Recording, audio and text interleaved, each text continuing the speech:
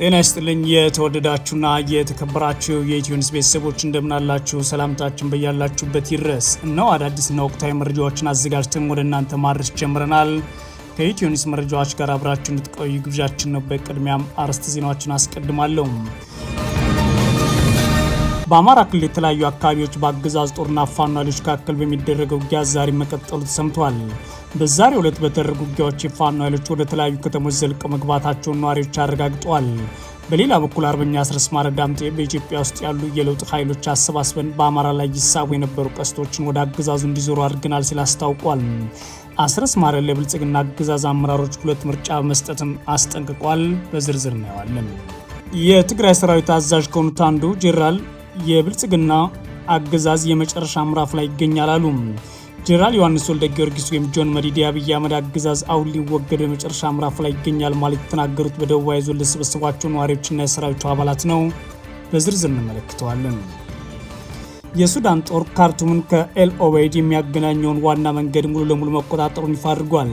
በጄኔራል አልቡርሃን የሚመራው የሱዳን ጦር በአገሪቱ የተለያዩ አካባቢዎች የበላይነትን እያጠናከረም ይገኛል። ዝርዝሩ ተዘጋጅቷል። የአሜሪካ አምባሳደር ትራምፕ ጥቃቱን ያስቆሙት ለንግግር ቦታ ለመስጠት ነው ሲሉም፣ ኢራን ደግሞ ከአሜሪካ ጋር ድርድር እያደረኩ አይደለም ብላለች። የተወደዳችሁና የተከበራችሁ የኢትዮኒውስ ቤተሰቦች አብራችሁን ቆዩ። ወደ ዝርዝሩ አልፋለሁ። በአማራ ክልል የተለያዩ አካባቢዎች በአገዛዝ ጦርና ፋኖ ኃይሎች መካከል የሚደረገው ውጊያ የቀጠለ ሲሆን በዛሬው ዕለት በተደረጉ ውጊያዎች የፋኖ ኃይሎች ወደ ተለያዩ ከተሞች ዘልቀው መግባታቸውን ነዋሪዎች ለሚዲያችን አረጋግጠዋል። አርበኛ አስረስ ማረ ዳምጤ በኢትዮጵያ ውስጥ ያሉ የለውጥ ኃይሎችን አሰባስበን በአማራ ላይ ይሳቡ የነበሩ ቀስቶችን ወደ አገዛዙ አዙረናል ያለ ሲሆን ለብልጽግና አገዛዞችም ሁለት ምርጫ ብቻ አላቸው ብሏል። በዛሬው ዕለት ሐምሌ 22 2018 ዓ.ም በአማራ ክልል ወሎ፣ ሸዋ፣ ጎጃምና ጎንደር የተለያዩ አካባቢዎች በቀጠለው ውጊያ ሰብአዊና ቁሳዊ ጉዳት ደርሷል ሲሉ የመረጃ ምንጮች ተናግረዋል። ዛሬ የፋኖ ኃይሎች በክልሉ ወሎ ቀጠና ዳውንት፣ መቅደላና ከላላ ወረዳዎች የሚገኙ ከተሞች መቆጣጠራቸውን የፋኖ የመረጃ ምንጮች አረጋግጠዋል። በተመሳሳይ በደቡብ ጎንደር ዞን ሰዴ ሙጃ ወረዳ ፋኖ ኃይሎች መያዟንም የመረጃ ምንጮች ተናግረዋል። በዳውንት ወረዳ ኩርባ ከተማና በከላላ ወረዳ ደገር ከተማ ነዋሪዎች የፋኖ ኃይሎች ወደ ከተሞች መግባታቸውን ለሚዲያችን አረጋግጠዋል።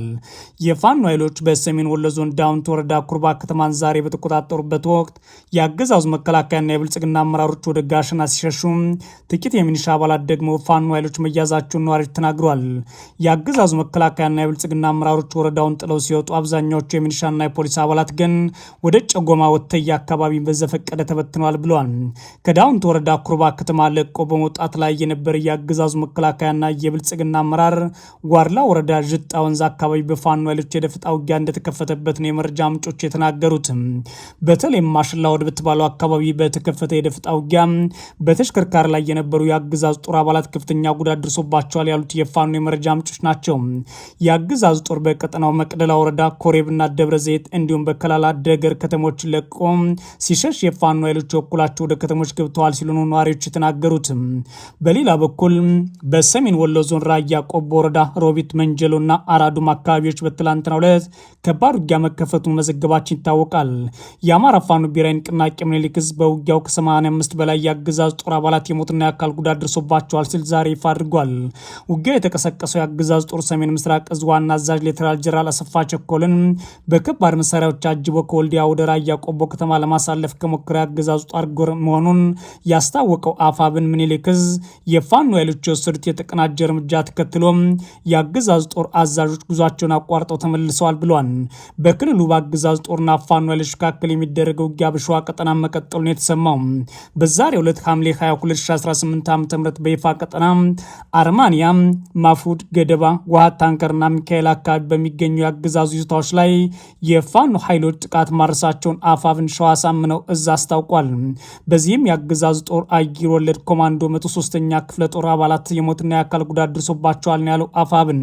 በተመሳሳይ በደቡብ ጎንደር ዞን ስማዳና እስቴ ወረዳ በተደረጉ ውጊያዎች በርካታ የአገዛዙ ጦር አባላት መገደላቸውን የፋኖ ኃይሎች አስታውቀዋል።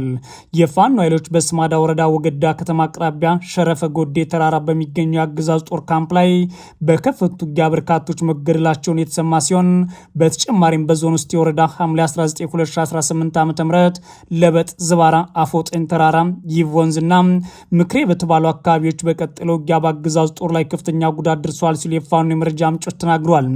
በሌላ በኩል የአፋብን ህዝብ ግንኙነት መምሪያ ኃላፊ አርበኛ አስረስ ማረ ዳምጤ በኢትዮጵያ ውስጥ ያሉ የለውጥ ኃይሎች አሰባስበን በአማራ ላይ ይሳቡ የነበሩ ቀስቶችን ወደ አገዛዙ እንዲዞሩ አድርገናል ሲል አስታውቋል።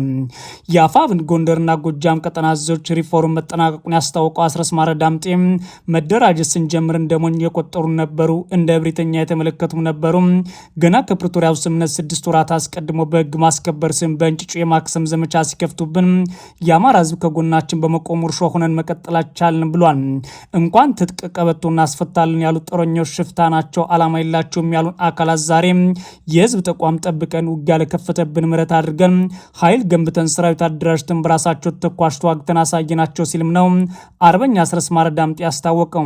የአብይ አህመድ አገዛዝ በቀጠናው ህዝብ ላይ ያወጀውን የጥፋት ዘመቻ በልዩ ስልት ብቻችን መክተን በአፍሪካ ቀንድ አዲስና አስተማማኝ ኃይል መሆናችን አስመስክረናል ያለው አስረስ ማረ አላማችን ለኢትዮጵያ አስረድተን በኢትዮጵያ ውስጥ ያሉ የለውጥ ኃይሎች አሰባስበን በአማራ ላይ ይሳቡ የነበሩ ቀስቶችን ወደ አገዛዙ እንዲዞሩ አድርገናል ሲልም አስታውቋል።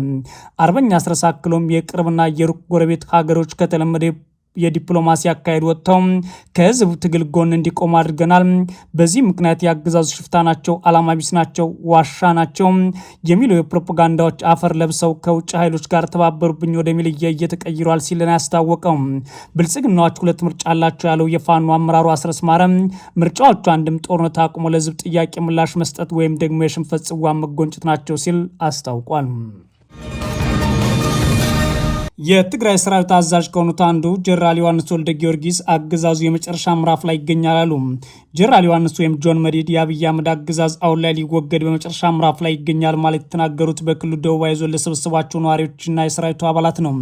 በትግራይ ጸረ አገዛዝ እንቅስቃሴ በሰፊው የቀጠለ ሲሆን የህወሓት አመራሮችና የሰራዊቱ አዛዦች ውይይቶችን በመምራትና ለህዝቡና ለሰራዊቱ ማብራሪያዎችን በማቅረብ ላይ ይገኛሉ።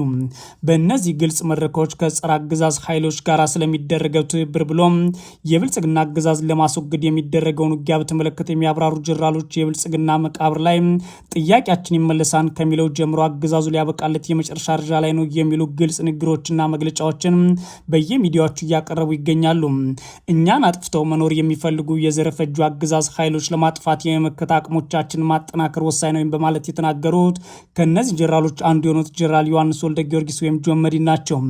በክልሉ እንደ ህዝብ በፍጹም አንጠፋም ዘበት ንብሔራዊ ብርሰት በሚል መሪ ሐሳብ በሚካሄደው መድረክ ውይይት በደቡብ ትግራይ ዞን ትላንት ሐምሌ 19 2018 ዓ.ም የተደረገ ሲሆን ጄኔራሉ በመድረኩ ላይ ተገኝቶ ባደረጉት ንግግር እኛን አጥፍተው ለመኖር የሚፈልጉ አገዛዞች ማጥፋት የትግራይን ህልውና እንዳይረጋገጥ እናደርጋለን ሲሉ ተሰምተዋል።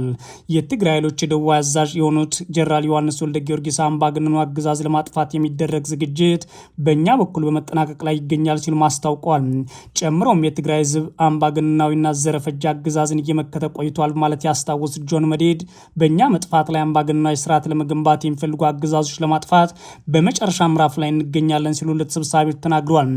የቲዲኤፍ አዛዦች በሁሉም የክልሉ ቀጠናዎችን እየተገኙ የብልጽግና አገዛዝ ለማስወገድ መዘጋጀታቸውን ለወጣቶችና ለነዋሪዎች እንዲሁም ለመንግስት ሰራተኞች እያስረዱ ይገኛሉ።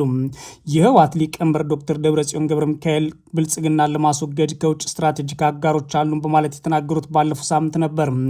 የአገር ውስጥ ተፋላሚ ኃይሎችን በአንድ ተሰልፈው የአብይ አህመድ አገዛዝ ለማስወገድ ግልጽ እንቅስቃሴ ከጀመሩ የቆዩ ሲሆን በተለያዩ ጊዜያት አመራሮች የሚያደርጓቸው ንግግሮችም የጋራ ትግል ለማድረግ የሚያስችል ጥምረት እየፈጠረን ነው ብሏል።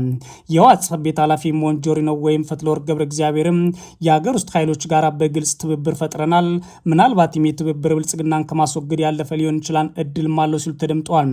የብልጽግና አገዛዝ በኩሉ በትብብር ሊወጉ ነው ማለት ከጀመረ ሰነባብቷል። የአገዛዙ ጠቅላይ ሚኒስትር አብይ አህመድ በፓርላማ ሱዳንን ጨምረው እየመጡ ነው ማለት በቅርብ ጊዜ ነግራቸዋለሁ ሲል ጦርነት ሊያውጁ እየተዘጋጁ መሆኑን በግልጽ ሲናገሩ መዘገባችንም ይታወሳል። የሱዳን ጦር ካርቱምን ከኤል ኦቤድ የሚያገናኝ ዋና መንገድን በቁጥጥር ስር አድርጌያለሁ ብሏል። በጀነራል አልቡርሃን የሚመራው የሱዳን ጦር በአገሪቱ የተለያዩ አካባቢዎች የበላይነቱን እያጠናከረ ይገኛል። የሱዳን ጦር ኃይል ከመዲናዋ ካርቱም ተነስቶ በተቀናቃኙ የፈጥኖ ደራሽ ኃይል ላይ ከበባ ውስጥ ወደምትገኘው ኤል ኦዌድ ከተማ የሚወስደውን ዋና የትራንስፖርት መስመር ሙሉ በሙሉ ተቆጣጥር ያለው ነው ያለው። በሁለቱ በሱዳን የጦር ኃይል ቁጥጥር ስር የገባው አልሳዳራት የተሰኘው ዋና አውራ ጎዳና ኃይሉ ወታደሮችን መሳሪያና የነዳጅ እንዲሁም የሎጂስቲክስ አቅርቦቶችን በቀላሉ ለመንቀሳቀስ የሚረዳው ሲሆን ፈጥኖ ራሽ ኃይሉ የሰሜን ኮርዶፋን ግዛት ዋና ከተማ የሆነችን ኤል ኦቤድን ለመቆጣጠር የሚያደርገውን ግስጋሴ የሚያግደው ነው ብሏን ዘገባው። አልጀዝራ በዘገባው በከተማ ውስጥ ግማሽ ሚሊዮን ገደማ የሚሆኑ ዜጎች ተከበው ይገኛሉ ያለ ሲሆን ነዋሪዎቹ ለፈጥኖ ራሽ ኃይሎቹ የድሮን ጥቃት ለመጋለጣቸው አሰቃቂ የሰብአዊ ውጥረት ማንዣበቡን የተባበሩት መንግስታት ድርጅት ያስጠነቀቀውንም ጠቅሷል። የሱዳን ጦር ባወጣው መግለጫ መሰረት ታዲያ አውራ ጎዳናውን ተቆጣጥሮት ከነበረው የፈጥኖ ራሽ ኃይሉ ለሁለት ቀናት ያህል ከተካሄደው ከፍተኛ ውጊያ በኋላ በካርቱምና ኤል ኦቤድ መካከል የሚገኙ በርካታ ከተሞችና መንደሮች መልሶ መቆጣጠር ተችሏል ብሏል። ይህ እርምጃ ጦሩ ባለፉት ወራት ውስጥ በተቀናቃኞች ላይ የሰነዘረው የመጀመሪያ ትልቅ ወታደራዊ ማጥቃት ነው ተብሎለታል። ጦሩ አክሎም እንዳመለከተው ከሆነ በተወሰደ የተቀናጀ እርምጃ የኡም ቁርፋና የጃሪጋጋ አካባቢዎች መልሶ የተቆጣጠረ ሲሆን በጥቃቱም በፈጥኖ ራሽ ታጣቂዎች የሰውና የመሳሪያ ውድመት ማድረስ ለመሸሽ ተገደዋል ብሏል። በዚህ ድል መሰረት ኃይሎቻችን ከኦንዱርማን አልቢያድ የሚያገናኘውን የውጭ ንግድ መስመር ሙሉ በሙሉ ተቆጣጥረዋል ይላል በጀነራል አልቡራን የሚመራው ጦር። የአልጀዝራ ዘጋቢ አልሚቅዳድ አልሩሃይድ እንደገለጸው ከሆነ ደግሞ የዚህ አውራ ጎዳና መያዝ ከወራት በኋላ ለመጀመሪያ ጊዜ በመዲናዋና በኮርዶፋን መካከል ያለውን ቀጥተኛ ግንኙነት ያደሰ ነው ብሏል። አክሎም ይህ መስመር ቁልፍ የጦር አቅርቦት ማለፊያ በመሆኑ ወታደራዊ ትርጉሙ ከፍተኛ ነው ሲል የአልቡራን ጦር በአሁኑ ሰዓት ድሉን እያጠናከረ ይገኛል ማለቱን አልጀዝራ ዘግቧል። የአሜሪካ አምባሳደር ትራምፕ ጥቃቱን ያስቆሙት ለንግግር ቦታ ለመስጠት ነው ሲሉ፣ ኢራን ደግሞ ከአሜሪካ ጋር ድርድር እያደረኩ አይደለም ብላለች። የፕሬዝዳንት ዶናልድ ትራምፕ ኢራን ላይ የሚፈጸመውን ድብደባ እንዲያስቆሙ ያደረጉት ለዲፕሎማሲ ተጨማሪ ጊዜ ለመስጠት መሆኑን በመንግስታቱ ድርጅት የአሜሪካ አምባሳደር ተናግረዋል።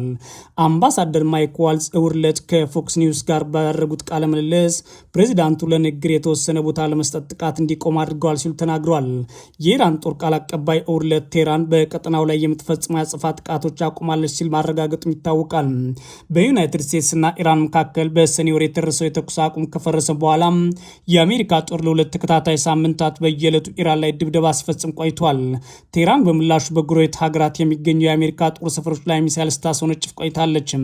አምባሳደሩ ትራምፕ ጥቃቱን እንዲያቆም ያደረጉት ለአጭር ጊዜ ነው ስለመሆኑ ከሲቢኤስ ለተጠይቀው ሲመልሱ በአሁኑ ጊዜ እዛ ድረስ ሄጄ መልስ አልፈልግም፣ ፕሬዚዳንት ሁሉንም አማራጮች ጠረጴዛ ላይ አስቀምጠዋል ብለዋል።